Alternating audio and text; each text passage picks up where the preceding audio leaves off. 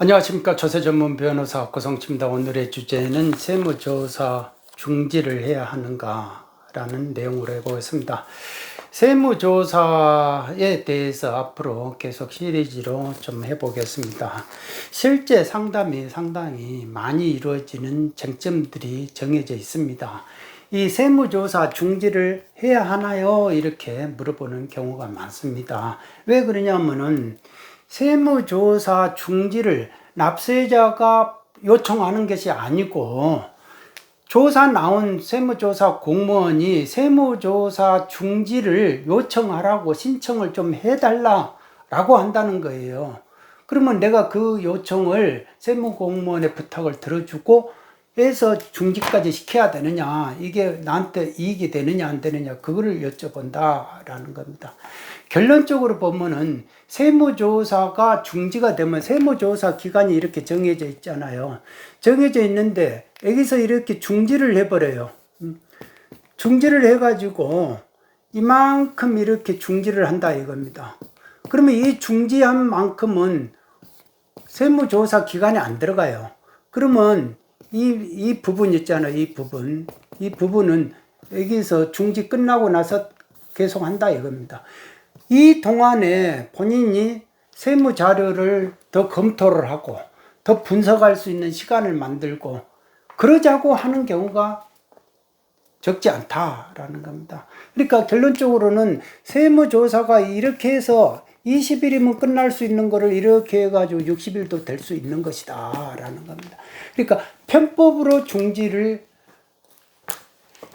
이용하고 있는 부분이 감사원 감사 지적사항이다 라는 겁니다. 감사원 감사 지적사항을 보면요, 우리가 여기에서 보면은 중지를 하려면요, 이 중지 사유가 되려면 대부분이 근거가 돼 있어요. 세무조사 기간 함부로 늘리지 마라, 이게 큰 원칙이에요. 원칙이다 보니까 중지를 하려면은 중지 사유가 꼭 있어야 된다라는 겁니다. 중지 사유가 꼭 있으려면은 그 국세기본법 법 81조에 8회가 있어요. 이 법에가 있고 이거에 따라서 국기령 제 63조의 63조의 9에 있다 이겁니다. 예전에는 10이었어요. 2018년 2월 13일 이전은 63조에 10이었는데 이게 지금에는 이제 63조에 9로 바뀌어졌다. 여기에서 가장 많이 문제되는 게 이제 3호예요. 3호인데 3호에가 뭐가 돼 있냐면은 납세자가 장부 서류 등을 은닉하거나 그 제출을 거부한다. 자료 제출을 지연을 하거나 기피하거나 거부한다. 이럴 경우에는 3호 다목에 의해 가지고 중지할 수 있다 이렇게 돼 있어요.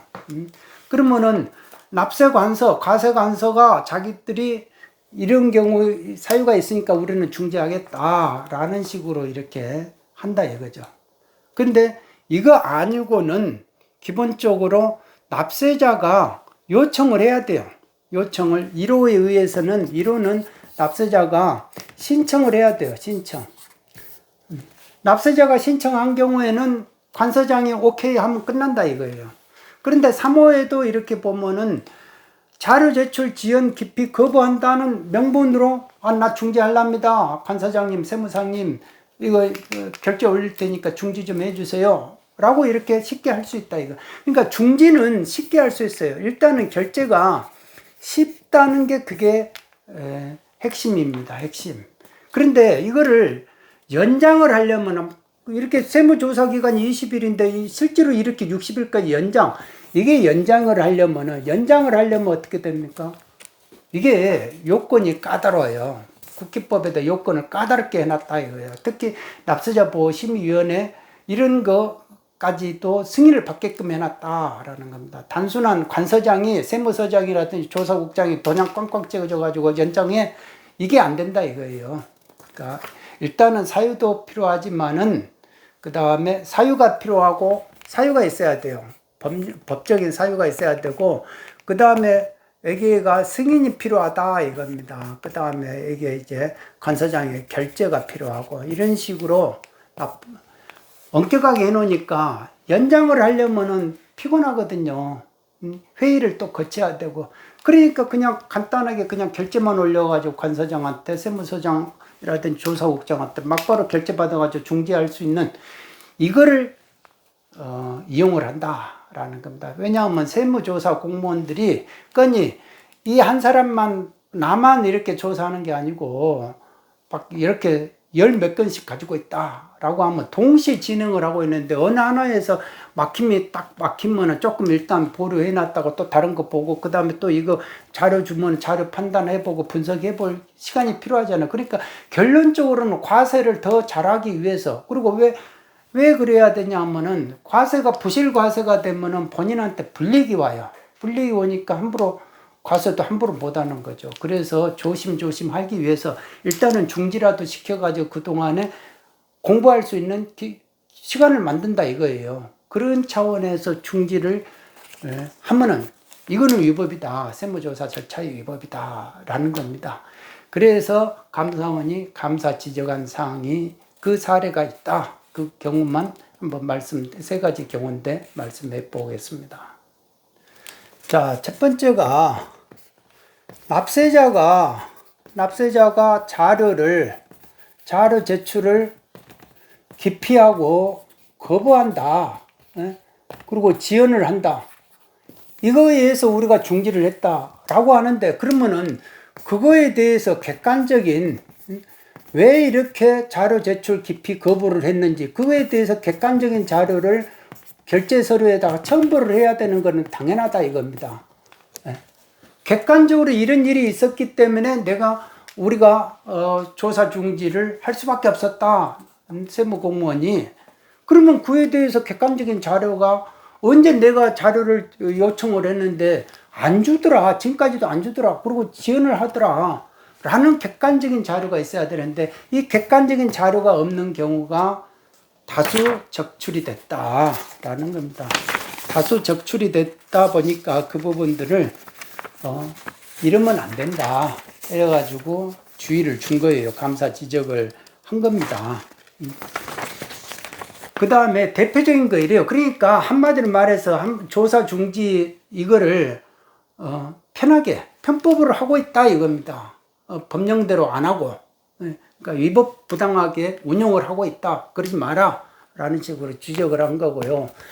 두 번째는, 자, 가령 이제 이런 경우가 있어요. 자, 조사 착수일이 5월 13일이에요. 5월 13일 날 착수를 해가지고 언제 끝나게끔 됐냐. 통지서에 온 거는 8월 15일 날 끝나기로 이렇게 돼 있다 이겁니다. 돼 있는데, 조사 중지를 중간에 딸랑 여기서 6월 10일 날 조사 중지하겠다고 그래 버린 거예요. 조사 중지하고 6월 19일까지 내가 6월 19일까지 조사 중지하겠다. 이게 1차 중지했다가 또 이 기간으로는 또 부족을 했는가. 다시 또 언제 2차를 또 중지를 해버리는데, 중지를 언제 하냐면 6월 25일 날부터 또 해가지고 7월 9일까지 또 중지를 해버려요. 그리고 이걸로 또 부족하니까 또 3차를 또 중지를 해가지고 7월 13일부터 중지를 해가지고 7월 22일 날까지 중지를 한다 이겁니다. 그러면 6월 10일부터 중지가 됐잖아요. 6월 10일부터 중지됐던 것이 8월 15일까지, 그러니까 2개월 하고 5일이죠. 2개월 5일 동안이 여기가 이제 그런다 해가지고 어떻게 효과가 되냐면은 여기가 이렇게 플러스 되는 거예요. 2월 5일 동안을 5일 동안이 플러스가 되는 거예요. 그러면 여기가 10월 하고 10월 20일 날 끝나는 거예요. 세무조사가. 그러면 이 기간 동안이 늘어난 것 아닐까요? 이 기간 동안 6월 달부터 7월 20일까지 이 기간이 늘어나 버린 거예요. 이렇게 중지를 해버리면은. 그러니까 이 동안에 얼마나 자료를 분석하고 얼마나 연구해가지고 조사를 과세하려고 하겠느냐 이거예요. 납세자가 권리구제가 우리가 부실과세가 될까봐 조마조마해가지고 우리가 이렇게 법률 검토하느라고 이렇게 시간 걸렸습니다. 이렇게 하면요 조사 중지 잘했다고 그러죠. 그런데 어떻게든지 과세해보려고 하니까 이런 식으로 편법을 쓰면 안 된다. 감사원이 이렇게 지적을 했다. 이거. 그것도 1차, 2차, 3차까지 중지를 한다. 이겁니다. 예. 이거는 안 된다. 이겁니다. 안 된다는 거. 그리고 또 조사를 중지를 하려면 통지를 해줘야 돼. 6월 10일 중지 이전에 통지를 해줘야 된다. 6월 25일 이전에 통지해야 되고 7월 13일 이전에 통지를 해야 되는데 다 통지 날이 전부 다 조사 중지가 다 끝난 이후에 6월 22일 날 통지를 했고 이 경우는 6월 29일 날 그래도 그 조사 중지 끝나기 이전에 통지했고 이 경우는 7월 14일 날 통지했다라는 겁니다. 그러니까 전부 다가 이 경우는 6월 19일 조사 중지가 끝난 이후에 통지했고 이 중간에 조사 중지 기간에 통지했다 이거예요. 그러니까 이 사이에 6월 10일, 6월 25일, 7월 13일 이전에 이때 통지를 했어야 되는데 통지를 한 적이 한 번도 없다 이겁니다. 이거는 진짜 잘못한 것이다 라는 겁니다. 그러니까 만일 이렇게 통지를 잘못했으면 그 이전에 통지를 안 하면은 통지를 해야만이 조사 중지 효력이 생기는 거예요. 그러니까 6월 29일 날 통지를 했으면 6월 29일부터 7월 9일까지만 조사 중지가 되는 거예요. 중지 기간이. 그리고 이거는 7월 14일에 했으면 7월 14일부터 7월 22일까지만 조사 중지 기간이게 되기 때문에 그 중지 기간만 이쪽에서 플러스 하라 이거예요. 플러스. 그런데 이 기간을 전체 6월 25일부터 7월 9일 사이를 그거를 전부 다가 여기다가 플러스 하는 게 아니다 이겁니다.